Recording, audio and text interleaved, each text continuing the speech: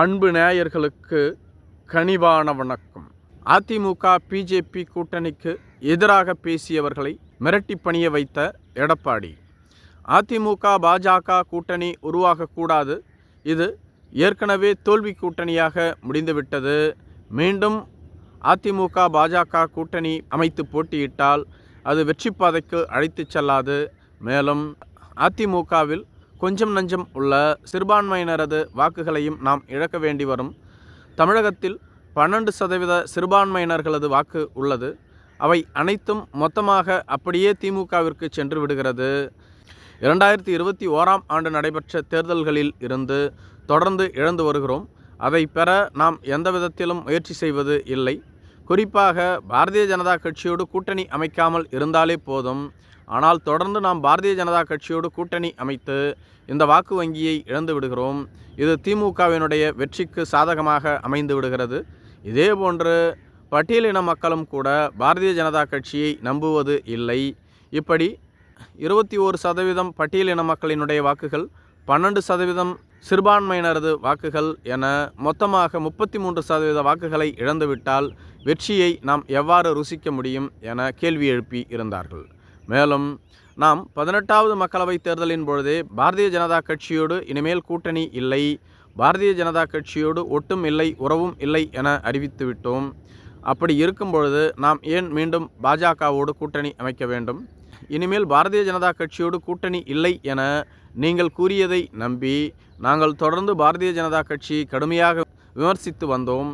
அது மட்டும் இல்லாமல் உங்களை அண்ணாமலை எந்த அளவிற்கு கேவலமாக பேசினார், டயர் நக்கி என்றார், ஊர்ந்து சென்று பதவியை பெற்றவர் என்றார், அட்டைப்பூச்சி என்றார், இப்படி பல்வேறு விதங்களில் விமர்சித்தார். அவரோடு நாம் எப்படி மீண்டும் முகம் கொடுத்து பேச முடியும், எப்படி தேர்தல் பணியாற்ற முடியும் எனவும் கேள்வி எழுப்பி இருந்தார்கள். ஆனால் எடப்பாடி பழனிசாமியோ இதற்கு எதற்கும் பதில் அளிக்காமல் அவர்களை மீண்டும் அதிமுகவிற்குள் தக்க வைத்து கொள்ள முயற்சி செய்ததாக கூறப்படுகிறது. குறிப்பாக அதிமுக பாஜக கூட்டணிக்கு எதிராக குரல் கொடுத்தவர்கள் வட தமிழகத்தில் அதிமுகவின் முகமாக இருக்கக்கூடிய ஜெயக்குமார், மேற்கு தமிழகத்தில் உள்ள செம்மலை, டெல்டா பகுதியின் OS மணியன், தென் தமிழகத்தின் அன்வர் ராஜா என பலர் தொடர்ந்து அதிமுக பாஜக கூட்டணியை எதிர்த்து பேசி வந்தார்கள்.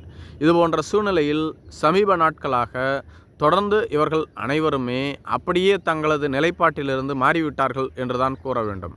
குறிப்பாக ஜெயக்குமார் அவர்கள் திமுகவில் இணைய உள்ளார் என்ற செய்திகள் இணையத்தில் வைரலாகி இருந்து வந்தது. ஆனால் ஜெயக்குமார் அவர்கள் தான் அதிமுகவை விட்டு எந்த கட்சியிலும் இணைய மாட்டேன், என்னை அடையாளம் காட்டியவர் எம்ஜிஆர், எங்கள் குடும்பம் 75 ஆண்டுகால திராவிட பாரம்பரியம் கொண்ட குடும்பம், எனது பெரியப்பா, எனது தந்தை என அனைவரும் திமுகவில் இருந்தவர்கள், என்னை தமிழகத்திற்கு அடையாளம் காட்டியவர் எம்ஜிஆர், எனவே பெரியார், அண்ணா, எம்ஜிஆர், புரட்சி தலைவி இவர்களது வழியில் தொடர்ந்து நான் அதிமுகவில் தான் பயணிப்பேன். இதுதான் எனது இயக்கம். இதை விடுத்து வேறு கட்சிக்கு செல்லவே மாட்டேன். பதவிக்காக யாருடைய வீட்டு வாசலிலும் காத்து கிடப்பவன் நான் கிடையாது. பதவி என்பது தோளில் கிடக்கும் துண்டு என அண்ணா கூறினார். நான் பதவி என்பது கர்ச்சிப் என நினைக்கின்றேன். எனவே பதவி சுகத்திற்காக எங்கேயும் செல்ல மாட்டேன் என கூறிவிட்டார். மேலும் அதிமுக பாஜக கூட்டணியை எதிர்த்து வந்த இவர் தற்பொழுது அதிமுக பாஜக கூட்டணிக்கு ஆதரவாக மாறிவிட்டார் என்று கூறப்படுகிறது. அதே சமயத்தில் எடப்பாடியின் பெயரை பயன்படுத்தவே இல்லை, தொடர்ந்து தவிர்த்தார். இதேபோன்று செம்மலை அவர்கள் நேற்று ஒரு கூட்டத்தில் பேசியபோது அதிமுக பாஜக கூட்டணி என்பது வெற்றி கூட்டணி, இது வரும் தேர்தலில் வெற்றி பெற்று ஆட்சி அமைக்கும் என்றார்.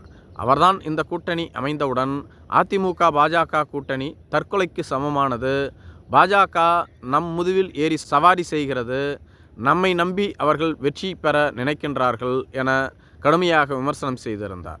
மேலும் அன்வர் ராஜா, அதிமுகவில் மேலும் பல தலைவர்கள் இந்த கூட்டணிக்கு எதிராக தங்களது கருத்துக்களை பதிவிட்டாலும் கூட அவர்கள் அனைவரும் எடப்பாடி பழனிசாமியினுடைய ஆதரவாளர்களால் சமாதானம் செய்யப்பட்டு விட்டதாக கூறப்படுகிறது. நன்றி.